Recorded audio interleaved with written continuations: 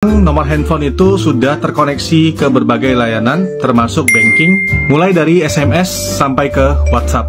Ada banyak sekali layanan yang mengirimkan OTP ke SMS dan ke WhatsApp, dan jika nomor kami yang sudah hangus itu digunakan oleh orang lain. Assalamualaikum warahmatullahi wabarakatuh. Apa kabar teman-teman semuanya? Semoga semua dalam keadaan sehat walafiat ya. Diberikan kesehatan, kelancaran, serta kemudahan pada hari ini. Makin semangat lagi, makin kuat mental, dan update terus informasi tentang pinjol di vlog saya. Oke teman-teman, kali ini saya akan membahas tentang sudah terlanjur ganti nomor. Ternyata sekarang ada bahaya mengintai kalian. Ini serius bagi yang sudah ganti nomor. Tolong dengarkan vlog ini sampai akhir. Nah, seperti apa itu? Kita akan bahas secara tuntas. Tapi sebelumnya saya harapkan kalian semuanya sudah subscribe channel ini agar channel ini terus berkembang dan dapat memberikan informasi terbaik buat kalian yang galbay. Oke teman-teman, ini dia buat kalian.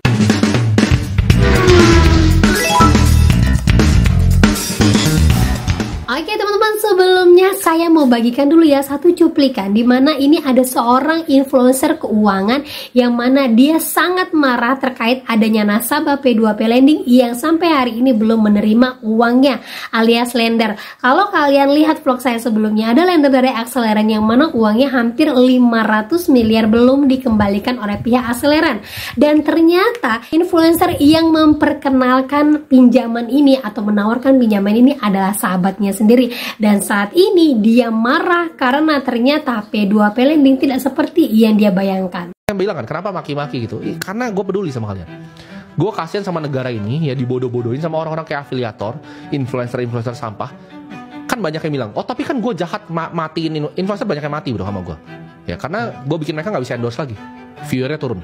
Yes. Mereka bilang gue jahat, influencer lebih jahat. Ada peer-to-peer yang meledak hari ini, gagal bayar. Lu tebak aja siapa influencer yang promo itu.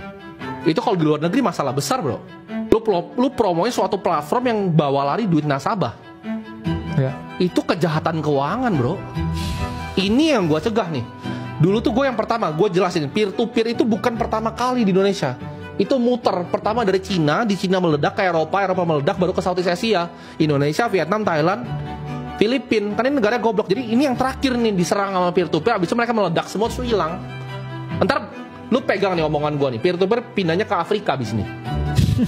Pasti Afrika, pasti Cape Town ntar ada base pertamanya. Sejarah tuh berulang. Di Cina pertama kali meledak, orang Cina pintar nggak pakai peer-to-peer, peer-to-peer pindah ke Eropa, nggak pernah ke Amerika, ke Indonesia, next Afrika, ya gagal bayar nih hari ini. Terus lu mau ngomong gue jahat ngata-ngatain influencer, matiin makanan mereka. Mereka bikin beginian. Nah itu dia teman-teman ya, jadi kita tahu ya awal mula P2P Lending bergerak itu dari Cina. Cina meledak, sudah tahu buruk, akhirnya hilang. Lanjut lagi ke wilayah Eropa, tidak sampai ke Amerika informasinya ya, meledak dan tidak bisa berkembang, akhirnya sekarang di Indonesia. Nah sekarang gagal bayar sudah mulai tinggi lagi dan para lender sudah banyak yang terbuka matanya bahkan menarik diri dari yang namanya usaha P2P Lending. Informasinya ini akan lari ke Afrika. Nah Afrika mana yang diburu mereka? Afrika Selatan. Karena di benua Afrika yang paling kaya itu adalah Afrika Selatan. Nah kita akan lihat dan update lagi selanjutnya. Kalau di Cina sudah menolak P2P Lending, Eropa sudah menolak P2P Lending, dan Indonesia sendiri sekarang sudah ketar-ketir karena semua lender sudah menarik diri dari usaha ini. Kita akan lihat efek dan kelanjutan dari P2P Lending ini. Kita tunggu ya update-nya ya. Nah lanjut lagi teman-teman. Jadi ada sebuah kasus. Sebenarnya kasus ini sudah terjadi di 2024 informasinya ya. Tetapi di 2025 ini mulai banyak sekali yang up karena kejadian seperti ini mulai ada lagi, alias kejadian seperti ini mulai tinggi lagi, yaitu jual beli kartu yang sudah mati. Maksudnya apa? Jadi di sini ada seorang wanita yang mana dia memiliki kartu, sebut sajalah kartu yang paling terkenal untuk menjual beli kartu yang sudah kita pakai, itu adalah T depannya. Nah, tahulah sendiri apa ya. Nah, kartu T ini tidak pernah digunakan setelah tenggang waktu 3 bulan akhirnya mati dan dia belum menguruskan untuk perpanjangannya. Ketika dia mau menguruskan, ternyata kartunya ini sudah berpindah ke orang lain dan menjadi hak milik orang lain.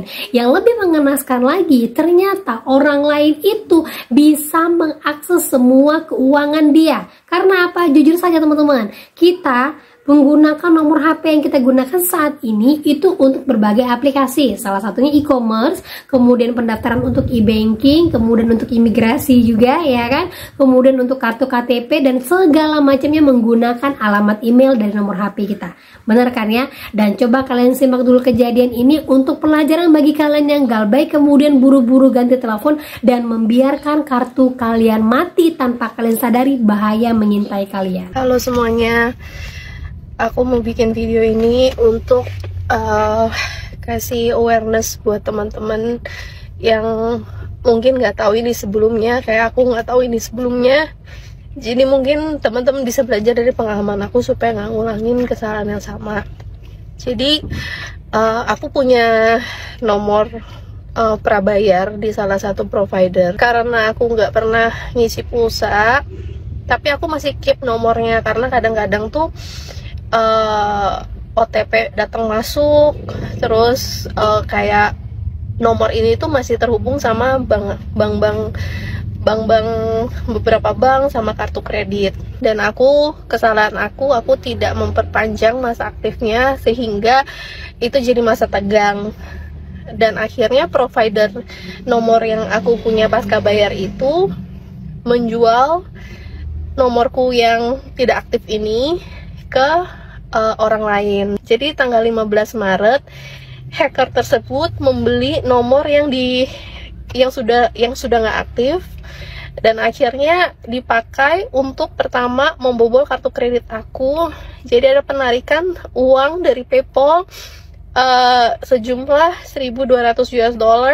Habis itu akun Shopee bisnis aku masih connect ke nomor lama karena aku mau pakai nomor baru aku, tapi nomor baru aku tuh udah terpakai di nomor Shopee yang lainnya. Jadi memang aku masih pakai nomor lama itu. Dan akun Shopee bisnis aku Miral Sugar Wax diganti emailnya, diganti passwordnya, dan berusaha mencoba untuk mengambil saldo yang ada di Shopee aku, di Shopee Miral Sugar Wax. Orang hacker tersebut juga belanja Rp500.000 di akun Klook, dan dia mencoba membobol banyak sekali aplikasi-aplikasi yang memang masih nyangkut ke nomor lama aku. Singkat cerita, aku bawa ke kepolisian. Aku udah bikin surat laporan dengan harapan surat laporan yang aku buat, aku bisa kasih ke provider telepon ini untuk ditindaklanjuti atau enggak seenggaknya diinvestigasi atau seenggaknya diblokir sementara dulu supaya aku tidak kena hack terus, karena si hacker ini tuh selalu beraksi di atas jam 12 malam ketika aku lagi tidur. Bikin sedihnya adalah provider itu bilang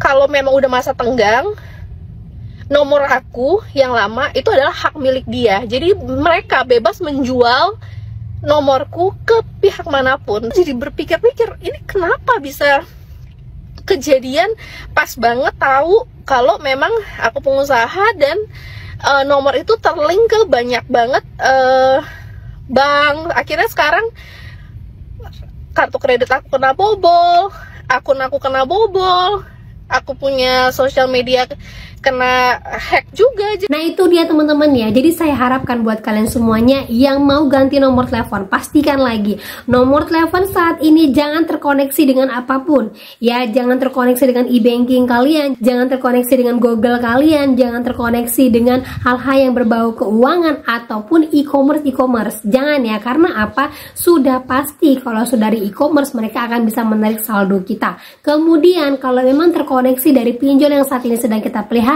bisa jadi limit kita pasti akan dipakai sama mereka. Banyak yang mengatakan bahwa ini sebenarnya ulah dari orang dalam, karena orang dalam itu tahu data diri kita semua dan mereka punya semua riwayat transaksi kita. Tapi banyak juga yang bilang tidak. Nah, apapun itu alasannya, saya harapkan buat teman-teman semuanya ketika mau mengganti nomor, perhatikan sekali apa saja yang terkoneksi dengan nomor kita. Nah, bagi yang sudah sudah terlanjur, nih ingat, bagi yang sudah terlanjur tolong perhatikan sekali teman-teman ya. Bagi kalian yang sudah terlanjur, tolong segera urus perubahan nomor telepon kalian, baik di e-commerce dengan cara hubungi e-commerce-nya bahwa nomor kalian dengan nomor sekian-sekian sudah tidak aktif lagi. Seandainya ada transaksi berarti itu bukan kita. Kemudian lagi yang kedua, kalian datangin perbankan, bank-bank di mana kalian melakukan simpanan uang ataupun kalian melakukan pinjaman ya. Sampaikan bahwa kalian sudah berganti nomor telepon dengan nomor yang ini, nomor yang lama sudah ganti.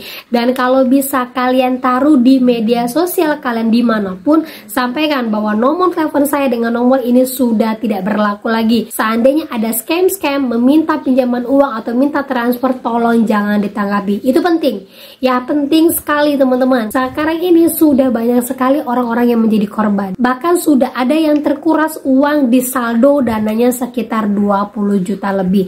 Nah ini sudah terbukti. Jadi saya harapkan buat teman-teman semuanya yang galbay, tolong perhatikan, jangan sembarangan menyimpan uang ketika kalian tahu bahwa kalian galbay. Kemudian kalau mau menyimpan uang, perhatikan bahwa itu tidak terkoneksi dengan nomor telepon kalian yang galbay ataupun nomor telepon yang sudah tidak aktif lagi, dan email kalian juga tuh perhatikan, karena ini zaman digital tidak menjamin keselamatan kita selain kita sendiri. Gitu teman-teman ya.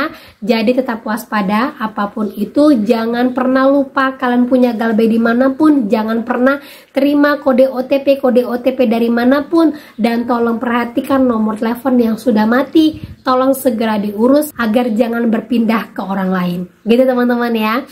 Nah oke, itu dia informasi yang bisa saya sampaikan buat kalian pada hari ini. Semoga informasi ini menjadi mood booster. Semangat lagi buat kalian. Akhir kata saya ucapkan Assalamualaikum warahmatullahi wabarakatuh.